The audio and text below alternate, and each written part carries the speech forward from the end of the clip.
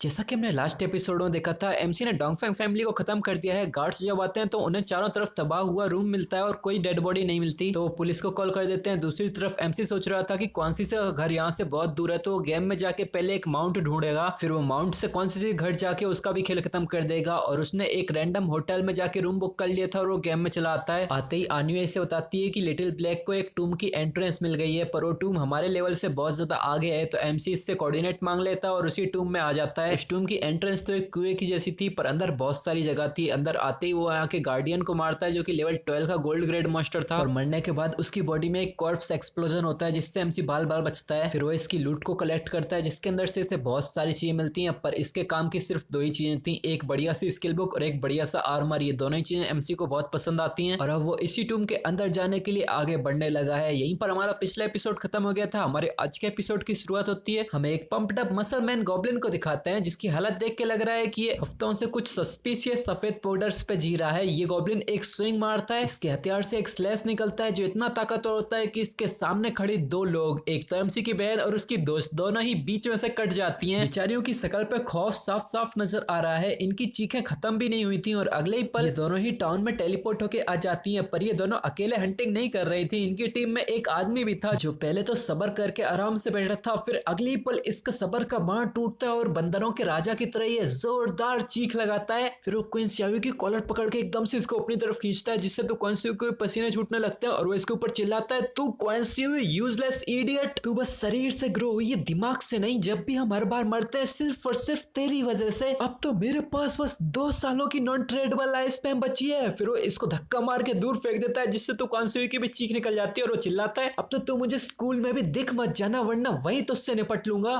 फिर वो इतने ही गुस्से के साथ इस गेम से अपने आप को लॉग आउट कर लेता है। वहीं क्वीन शावी की दोस्त उसे बचाने के लिए आती है। वो क्वीन शावी का नाम पुकारते हुए उसे उठाती है और फिर वो उससे कहती है, शावी तुम मेरे साथ मेरे पेरेंट्स के छोटे वाले टाउन में ही क्यों नहीं आती? मैंने सुना है कि वहाँ पब्लिक वेलफेयर म्यूचुअल ग्रुप्स हैं। इस ग्रुप के लोग स्पेशलाइज्ड हैं कि ये एल्डरली पीपल और हमारे जैसे लोगों की मदद करते हैं जिन्हें इस गेम को खेलना नहीं आता। पर क्वीन शावी वो तो गुस्से के मारे लाल पीली हो रही थी। वो अपने दांत पीसते हुए मनी मन सोचती है, ज़ांग वे बस तू इंतजार कर, तेरी इतनी हिम्मत जो तूने मुझ पे गुस्सा निकाला, एक वर्थलेस पीस ऑफ ट्रैश, तेरी इतनी हिम्मत हुई जो तूने मेरी कॉलर पकड़ी। मैं नहीं मानती कि मेरे पीछे जो पहले सिम्स पड़े रहते थे उनमें से ऐसा कोई बंदा नहीं होगा जो तुझसे ताकतवर नहीं होगा। सिम्स मतलब ऐसे लोग जो एक लड़की के पीछे हाथ पैर धोके पड़े रहते हैं और उस लड़की के कहने पे कुछ भी कर देंगे। इन शॉर्ट चूती है। फिर ये लड़की अपने आप को गेम से लॉग आउट करने लगती है और अपनी दोस्त से कहती है, यान तुम अकेले ही चली जाओ। यान इसको मनाने की कोशिश करती है, पर वो तो अब लॉग आउट कर चुकी थी। फिर वो रियलिटी में एक झटके के साथ उठती है और पूरे गुस्से में अपने दांत पीसते हुए ज़ांग वेई को गाली देने लगती है। वो आसपास अपना फोन ढूंढती है और अपने फोन में किसी हान को मैसेज करती है। वो कहती है कि क्या तुम मुझे लेवल अप में मदद कर सकते हो? पर हान तो कुछ ज्यादा ही बेशरम ठरकी निकलता है। वो कहता है, श्योर, मैं तुम्हें एक रात के लिए लेवल अप करा सकता हूँ, बस मुझे देखने दो कि हमारी स्कूल बेल गॉडेस बेड में कैसा परफॉर्म करती है। तो ये लड़की डिस्कस्टिंग एक्सप्रेशन के साथ इसे मैसेज करती है, तू अगली फ्रीक, अपनी शकल देखी तूने कभी? और तुझे मेरी बॉडी चाहिए, गेट लॉस्ट। फिर वो इसे गालियां देते हुए दूसरे आदमी के पास जाती है और वो एक मुस्कुराहट के साथ इसे मैसेज करती है, जांग हुआई, एक्चुअली मैं तुम्हें हमेशा से लाइक करती आ रही हूँ। ये तो बस मेरा भाई क्वेंगफेंग पहले मुझे कंट्रोल किया करता था, इसीलिए मैं तुम्हारा कन्फेशन एक्सेप्ट नहीं कर पाई। अब तो मैंने क्वेंगफेंग के साथ ऑलरेडी सारे रिलेशनशिप तोड़ लिए हैं। अब मैं फाइनली तुम्हारे साथ सबके सामने हमेशा के लिए बिना चिंता किए रह सकती हूँ। पर ये ज़ांग हुआई भी चालू खोपड़ी था और वो भी एक शैतानी स्माइल के साथ कहता है, यू इडियट, क्या तू मुझे हंसा हंसा के ही मारना चाहती है? तू अपने भाई के साथ रिलेशनशिप तोड़ सकती है तो भविष्य में किसे पता कि तुम मुझे कैसे ट्रीट करेगी, दफा हो जाए यहाँ से। ये सुन के तो क्वीन शावी की भी बोलती बंद हो जाती है और अब वो किसी और को कांटेक्ट करते हुए कहती है, यंग मास्टर रूई, मेरे घर पे अभी कोई नहीं है, क्या आप मुझे कंपनी देने के लिए आ सकते हो और आने के बाद मुझे लेवल अप भी करा देना? पर सामने वाला ये सुनने के बाद भी नहीं पिघलता और यंग मास्टर रूई कहता है, ओह क्वीन शावी, मेरे पास अब प्लेटिनम ग्रेड का टैलेंट है, अब मेरी फ्लाइट टेक ऑफ कर चुकी है, भविष्य में हर तरह की वुमेन्स खुद मेरे पास चलते हुए आएंगी, दफा हो जाए यहाँ से। ये सुन के तो क्वीन शावी की सारी हिम्मत ही टूट जाती है। वो और भी ज्यादा डिप्रेशन में जाने लगती है और वो अब किसी ब्रदर सौमा को कांटेक्ट करते हुए कहती है कि मैं बहुत ज्यादा बोर हो रही हूँ, क्या आप मुझे कंपनी देने के लिए आ सकते हैं? मैं शेल टाउन में आपका इंतजार कर रही हूँ। तो सामने से सौमा और इसको ताने कसते हुए कहता है, क्वीन शावी, सबको पता है कि तूने ज़ांग वेई की लंका लगा दी है, अब तू भरोसा कर या ना कर, अगर तूने मुझे दोबारा कांटेक्ट किया तो मैं तुझे अपनी नई स्लैम स्किल का स्वाद चखाऊंगा। ये सुन के तो ये लड़की अपना मुंह छुपाती हुए रोने लग जाती है और वो कहती है, डैम डैम, ये बदबूदार आदमी, जब जरूरत पड़े इनमें से किसी पर भी भरोसा नहीं किया जा सकता। और वो ऐसी सिसकियां भरते हुए रोते हुए बताती आती है कि अब मेरे पास बस 2 और आधे साल की लाइफ स्पैन बची है, अब मुझे क्या करना चाहिए। जब मेरी ये 2.5 साल की लाइफ स्पैन खत्म हो जाएगी तो मैं, और अब जब उसे कोई और रास्ता नजर नहीं आता तो उसके मुंह से सिर्फ एक ही बंदे का नाम निकलता है,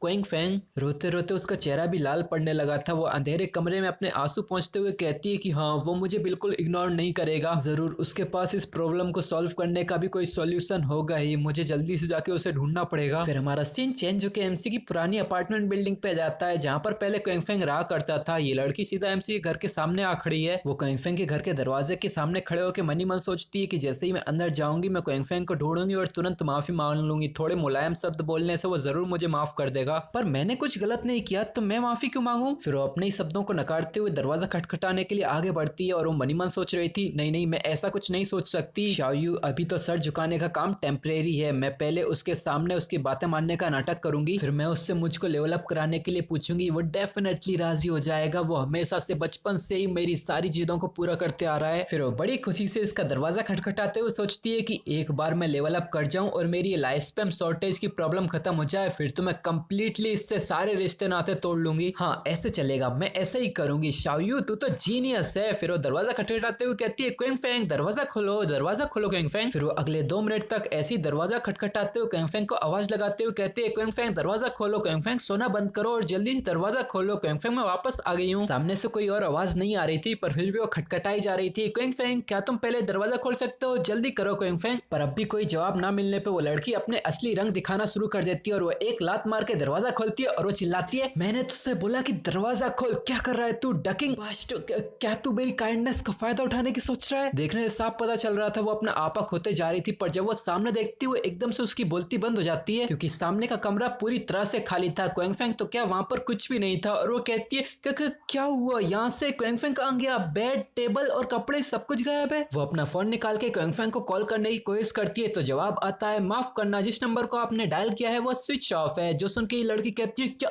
क्विंग फैंग। वो फिर से उसे कॉल करती है तो उसे सेम ही रिस्पॉन्स मिलता है और वो कहती है कि आखिर अब ये कहाँ चला गया। फिर हमारा सीन चेंज होकर एक अंडरग्राउंड गुफा जैसी जगह पे आता है और ये जगह है टूम ऑफ ग्रीवेंस की गहराई वाली जगह और यहीं पर हमारा एमसी बहुत सारी मॉन्स्टर्स की लहरों के बीच एकदम सिग्मा मेल की तरह इंस्टेंट शैडो स्लैश से सारे ही मॉन्स्टर्स को काटते हुए अपना रास्ता बनाते हुए आगे भागता जा रहा था और वो कहता है, चलो अब मैं आखिर अंत तक पहुंच ही गया। वो इस समय किसी जायंट से कॉफिन के सामने आ खड़ा हुआ था। इस अंधेरे कमरे में उसी कॉफिन के अंदर से थोड़ा उजाला आ रहा था। एमसी थोड़ा रुकता है और अपने डिवोटी फॉलोअर को समन करते हुए कहता है, मैंने इस रास्ते में भागते भागते लगभग 200 से भी ज्यादा मॉन्स्टर्स को मार दिया है और साथ ही साथ कई सारे ब्राउन्स और सिल्वर ग्रेड के बॉसेस को भी, और अब मैं लेवल 12 के काफी करीब आ चुका हूँ। बस इस कॉफिन को ओपन करना है और इस टूम का फाइनल बॉस बाहर आएगा। बस मैं आशा करता हूँ कि ये प्लेटिनम ग्रेड का हो। फिर वो डिवोटी फॉलोअर को इसे ओपन करने का ऑर्डर देता है तो वो डिवोटी फॉलोअर जाके इसका दरवाजा खोलता है। लकड़ी के क्रैक करने की आवाज आती है। एमसी से देख के बहुत टेंस हो जाता है और हमें सामने दिखाते हैं इस कॉफिन के अंदर से बहुत ही ज्यादा ओमिनस और डेडली डार्क मयाजमा बाहर आने लगता है। इसको देख के तो डिवोटी फॉलोअर भी घबरा रहा था। वो जोर से घुराते हुए पीछे हटने की कोशिश करता है पर वो डार्क मियाजमा इसके डिवोटी फॉलोअर को ही जकड़ लेता है। वो चारों तरफ रूम में फैलने लगता है। यहाँ डिवोटी फॉलोअर तो बिल्कुल स्ट्रगल भी नहीं कर पाता और वो डार्क मियाजमा सीधा इसी फॉलोअर के अंदर ही घुसने लगता है। वो फॉलोअर घुर्राता ही रह जाता है पर अगले ही पल एक नोटिफिकेशन आती है कि तुमने जिस डिवोटी फॉलोअर सिल्वर ग्रेड के मॉन्स्टर को समन किया था वो मारा जा चुका है।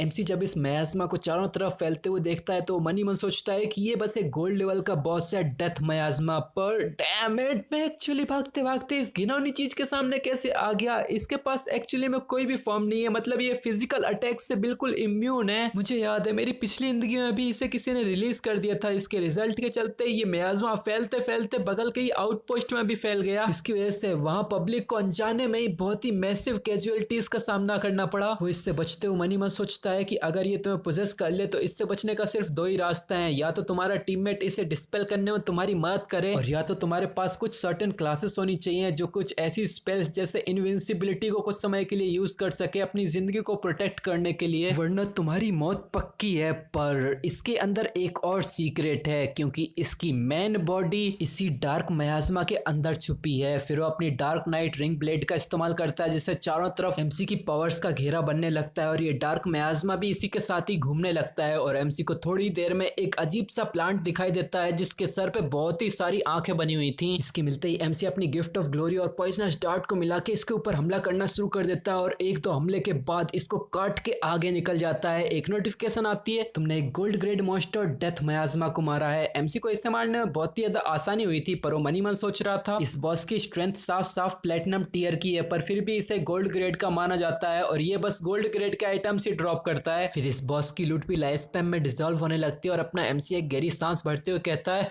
ये तो बहुत अच्छी बात है कि मैंने अभी अभी मेरी डार्क नाइट रिंग ब्लेड को लर्न कर लिया था। ये एक मैजिक डैमेज स्किल है, अगर ये स्किल मेरे पास नहीं होती तो मुझे डर है कि मेरी अभी की ताकत के हिसाब से इससे डील करने में मुझे बहुत ही ज्यादा दिक्कत होने वाली थी। फिर वो खुशी से इस लूट को उठा के इसके ऊपर अपने ग्रेडी हैंड का इस्तेमाल करता है और वो हंसते हंसते बताता है, फाइनली मैंने इस टूम को क्लियर कर दिया। भले इसमें मुझे कठिनाई नहीं झेलनी पड़ी, पर इसमें बहुत मेहनत लगी है, पर इसके बावजूद मुझे बस इसमें गोल्ड ग्रेड की लूट मिल रही है। ये तो सच में। वो अपनी बात खत्म कर पाता उससे पहले एक नोटिफिकेशन आती है कि तुम्हें एक रेयर लूट मिली है, एक माउंट बेल, और अगले ही पल उसके हाथ में एक माउंट बेल आ जाती है जिसे देख एमसी बहुत खुश होता है और वो कहता है, हाँ ये कैसे एक माउंट की बेल सच में ड्रॉप हो गई। वेल मुझे पहले लगा था कि इसे जरूर एक माउंट मिलने वाला है, क्योंकि इसने लास्ट एपिसोड में बोला था कि इसे माउंट की जरूरत है और अपना राइटर इसके ऊपर कुछ ज्यादा ही मेहरबान है, तो मुझे लगा ही था कि इसे माउंट मिलेगा। पर यहाँ देखने वाली बात ये होगी कि इसे कौन सा नया माउंट मिलेगा। मैं भी ये जानने के लिए बहुत उत्सुक हो रहा हूँ, पर इसके लिए हमें अगले एपिसोड का इंतजार करना पड़ेगा। ये एपिसोड आएगा 2-3 दिनों में ही आएगा। अभी तो राइटर बिल्कुल कंसिस्टेंट है और हर हफ्ते नए नए चैप्टर्स लाके डालता जा रहा है। जैसे ही अगला चैप्टर आएगा मैं बना के तुरंत ही डाल दूंगा, तो तब तक हमें अपनी एक्साइटमेंट को दबा के थोड़ा इंतजार करना पड़ेगा। तो चलो साथ में इंतजार करते हैं और अब मिलेंगे तुमसे नेक्स्ट एपिसोड। तब तक के लिए बाय बाय।